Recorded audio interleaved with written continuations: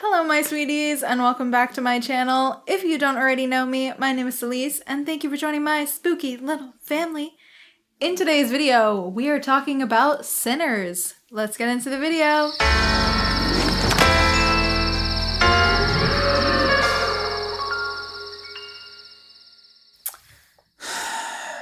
Hey, Spooky. Hi.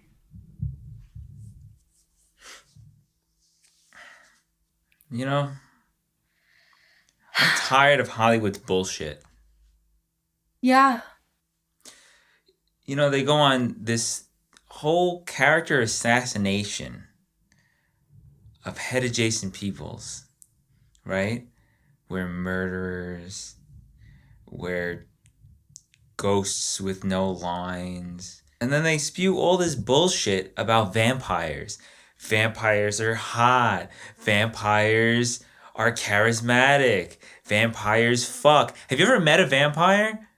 No, they have no courage. They have no riz. Have you? Yes, of course. Oh, that's right. You go way back with Count Orlok. Yes, they're all like that. They're fucking weirdos. They're shut-ins. They never leave the house. Yeah. It's bullshit. It's it's like how they try to make CEOs seem cool and fun and not like subhuman sociopaths who do party drugs at inappropriate times. Whatever. My point is like they're always like throwing bullshit, and I think outside of the first Nosferatu, I can't think of a vampire movie that doesn't perpetuate this lie. About vampires being hot? And being like cool, Yeah. It's fucking bullshit. I'm against it personally. Okay. They have their own union and it's the worst. You might be onto something. The vampires in the movie we're talking about today were on some fuck shit, so. I don't know.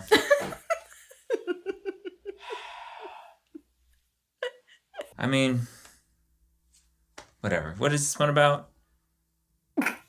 Directed by Ryan Coogler, starring Michael B. Jordan, Miles Caton, Haley Steinfeld, and Wunmi Masaku. Oh my goodness, and a lot of other people. Sinners follows two twin brothers who return to their hometown to start again, only to discover that an even greater evil is waiting to welcome them back.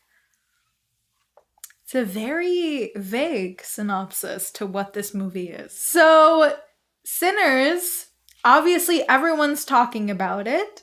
My video is a bit late, but you know what?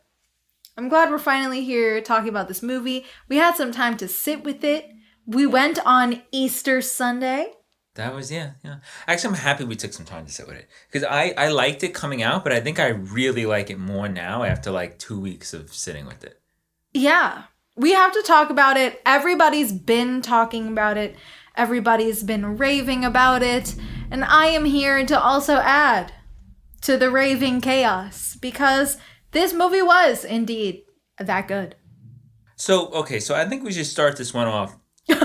Oh, with our first thoughts? Yeah, because I know nobody here is surprised by this. I'm like sometimes a bit of a hater. Oh, are you? Yeah, I know nobody's gonna. Actually, Cornelius is probably the biggest hater I know. No. I take pride in how much of a hater I am, and I saw the trailer for this. Yeah, and I thought this shit looked corny as hell. I'm not gonna hold you. I thought it was like some Dr. Sleep shit. I know people are gonna be mad at me in the comments. Ooh, Dr. Sleep is good. Dr. Sleep sucked. Okay? The best part about Dr. Sleep was when they were just remaking somebody else's movie. Okay? And this is not about that movie. It seemed like one of those kind of fantasy, historical, action-y horror movies. It did a little bit, yeah. No, that's the kind of genre I'm talking about. Shit for somebody's uncle, that kind of movie. Wow. That's how I felt. And then I saw everybody glazing this movie. In a span of a day, because we didn't end up going on the Thursday like we normally do. So that Thursday night, it was already pretty much everybody. My letterbox was flooded with 5 stars, 4 stars. I was like, whoa. And everybody was like, this is amazing. And I'm like, no way. No shit. Okay. To be honest, from the trailer, I loved the cast immediately, but I was like, I don't know, maybe I'll wait for streaming. And then after hearing all the buzz, I was like, wait, no way. Because I gotta be honest, the trailer, I wasn't sure if it was gonna be like a really serious movie. I think the trailer kind of makes it seem like a different movie. Yeah, just kind of seemed like one of those like action horror type movies to me. Yeah, and I think that the historical drama was kind of downplayed in the trailer. So it just kind of seemed corny, you know? And then I saw the runtime. That was my first. What's like the opposite of a red flag, but not a green flag, like a double negative red flag? Like a red flag for. Anyway, I saw that and I was like, wait, hold on. How are they gonna fill 2.5 hours? There must have to be something deeper. And then everybody's reactions, I was like, are we really gonna watch this movie? Like, I guess we'll give it a chance. Like, I also, when I first saw the trailer, I didn't put together that this is directed by Ryan Coogler, who did Black Panther and also did Fruitvale Station, which I love that movie. Cornelius hasn't seen it. Thought that was a really good movie. Also starring Michael B. Jordan. These two are a dynamic duo. Yeah, I was really surprised to hear that it was him. I don't know why it didn't click for me either. I was the same. I didn't know until everybody was giving it 5-star ratings. Did they like downplay that he was the director? I'm so confused. I don't know. Like now, it's so funny because we watched that trailer so much in the theater, but we famously are people that don't like to really watch trailers. So I try to distract myself from said trailer.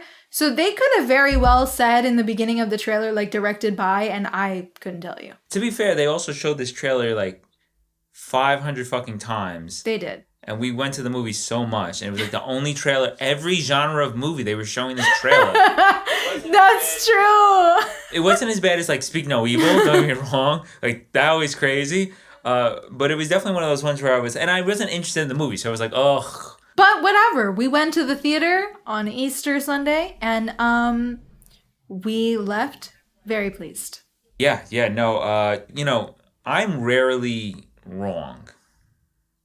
Right? I'm usually always right and correct. That's so crazy. And I am as I said in the We're beginning not of the video, doing that on this channel because, like, you're not. Anyway, back to reality. I'm usually never wrong, right? Wow. So, ew. Misogynistic. Ew. Check yourself or you will be fired. I didn't say it was because you were a dame. Like, damn.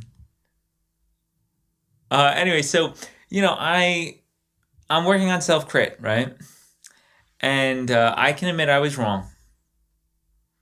I was wrong. This movie's We a got banger. it. You were wrong. Let's move on. Why don't we talk about performances? Let's get into performances. Yes. Because we have, like I said before, a dynamic duo who has worked together many, many times. Michael B. Jordan and Michael B. Jordan? Michael B. Jordan and Ryan Coogler. Oh, shit. Okay, so Michael B. Jordan, we have to talk about him because Michael B. Jordan is doing a whole lot in this movie. Michael B. Jordan is playing two parts, and to be honest, he does them exceptionally well. They both clearly have two very different personalities, and if I had not known that Michael B. Jordan does not have a twin, I would have thought he did. Yeah, both Michaels A and B. Jordan did a great job on this one. Who do you like most? Because, like, they're both so interesting. They're really rich characters. That's one of my favorite things about this movie.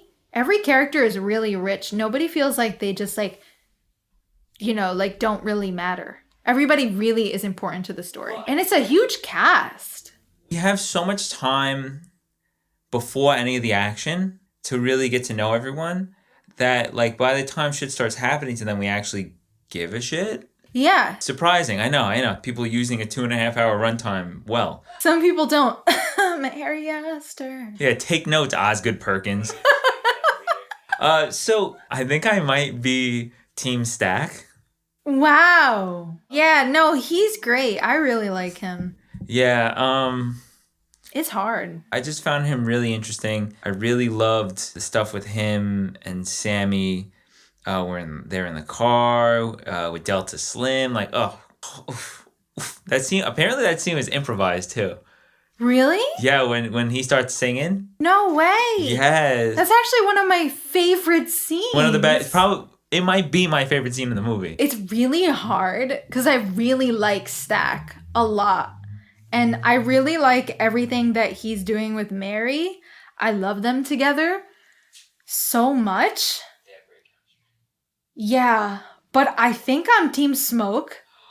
And that's just because of like the final act. And there's one scene that I will definitely talk about. It's been long enough, baddies. We're talking about it. There's one scene I have to talk about.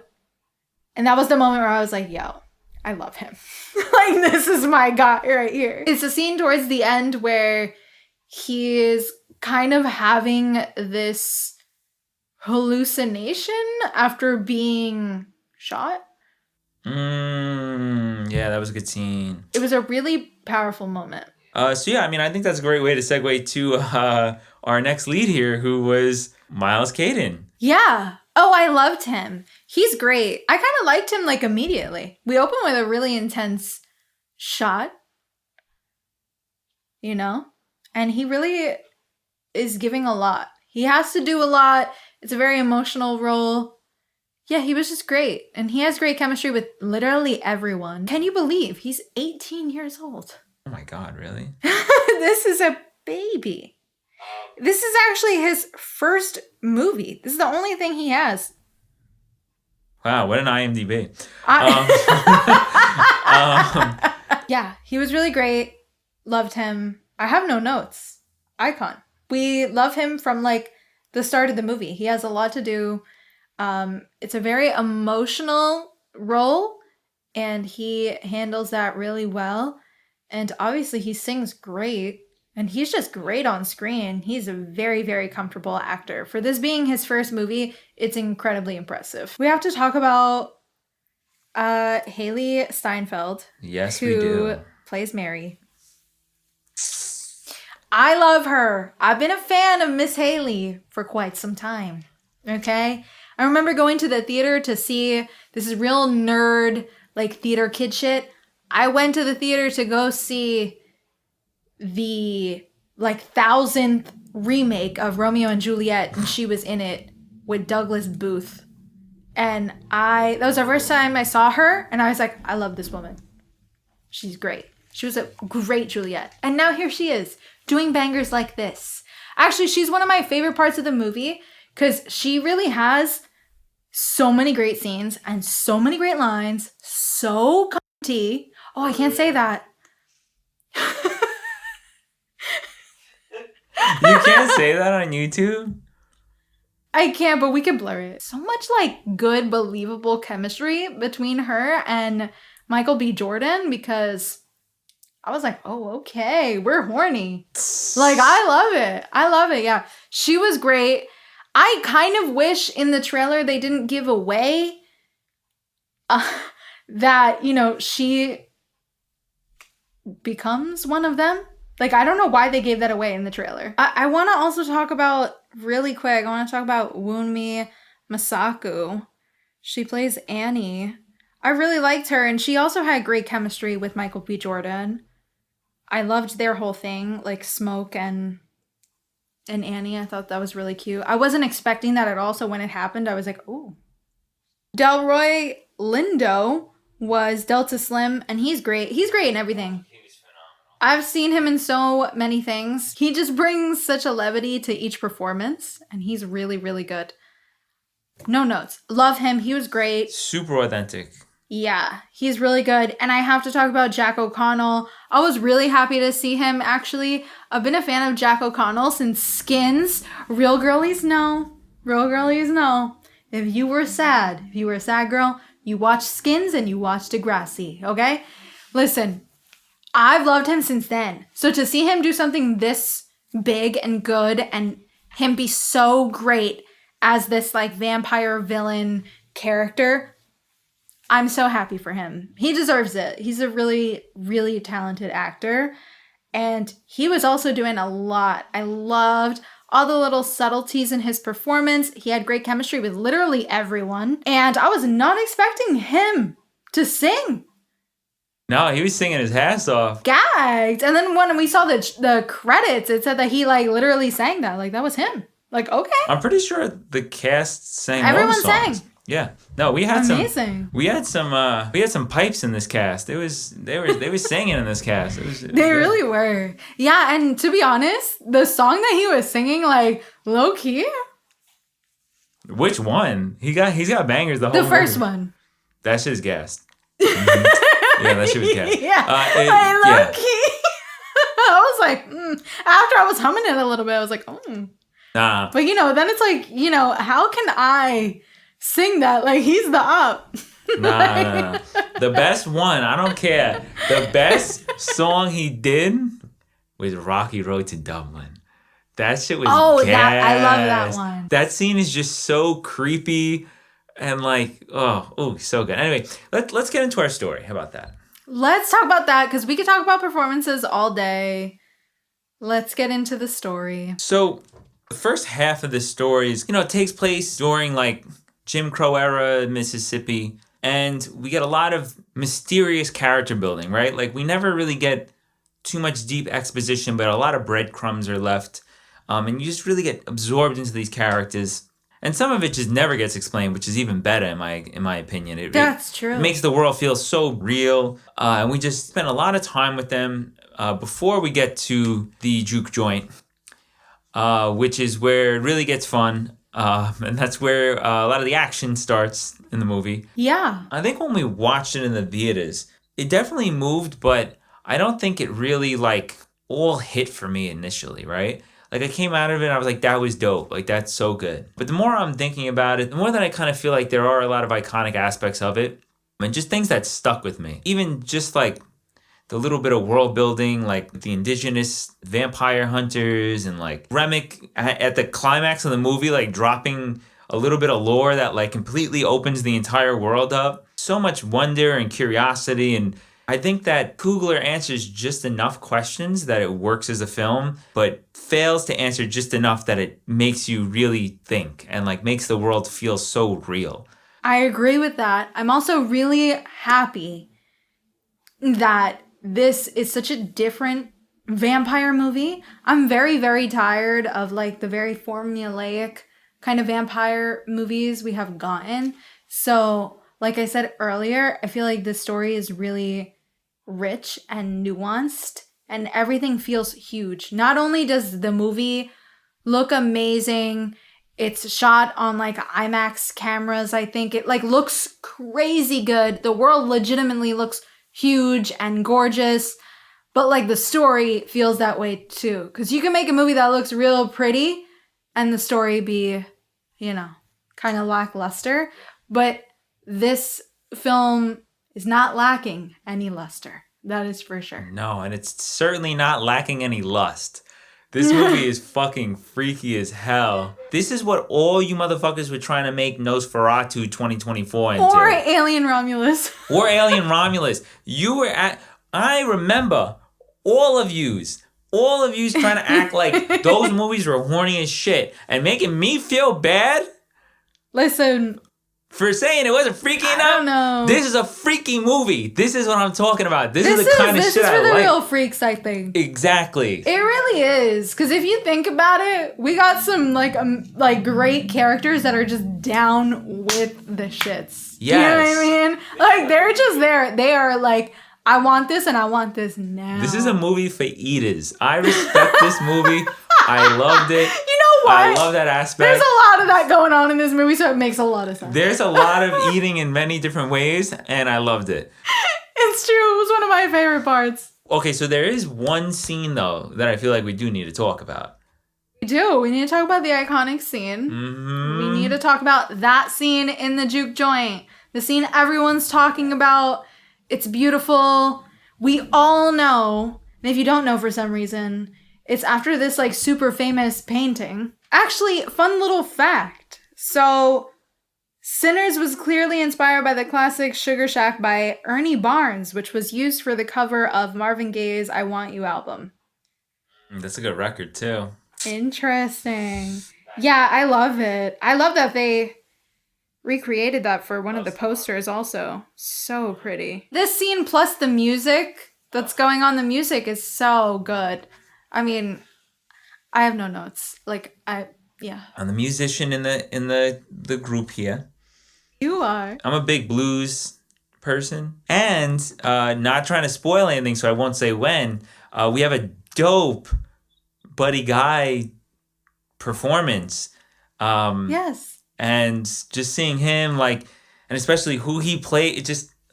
Yeah, that was really fun. I did love to see that. The music really does help all the romance aspects in this movie. Now, I'm a romance girl. You know how we were talking about it being like really horny and for the freaks? It's not only that, it's romantic and beautiful. We have such a beautiful ending. We do. We do. The smoke is like going through it. I love it. I really couldn't have asked for a better ending for this movie. You know? Yeah, I mean, like, look, you gotta go see this one in the theater. You have to. It's very rare that I say you gotta see a movie in the theater. You definitely gotta see this one in the theater. I am someone that usually says go to the theater, so. But this one, do some fucking jumping jacks and get your ass to the theater. You need to go. What a You picture. need to see it. What a picture. Truly. So, Spooky, what are you giving this one? I am going to be giving Sinners, after much thinking, I am going to be giving this film 4.5 levs out of 5. Really loved it. I think I need to watch it again, though, before I give it a full 5. This is a movie that I do think, actually, you watch it once, but you don't pick up on exactly everything, and there's a lot of little subtleties that you're missing. So I watched this once to watch it for pleasure, and the next time I watch it, I will watch it more like analytically, I guess. Yeah, no, 100%. I agree. So, okay, what am I giving this one? I'm gonna give Sinners 4.5 levs out of 5. Okay. Taking 1/2 off for the blatant vampire propaganda. Wow, that's so stupid. I just, if you ever meet a vampire in person, you're going to be severely disappointed. They're not as hot as Michael B. Jordan or Haley Steinfeld. Okay? They're not. All right, you guys. Well, that is it for today's video. Thank you so much for watching. Don't forget to like and subscribe, as it really helps me a lot. And be sure to click that little notification bell to be up to date every single time I upload. And let me know in the comments what you thought of Sinners. Please be mindful about spoilers. I love to talk about it. Thanks so much for watching, and I will see you guys in the next one. Bye.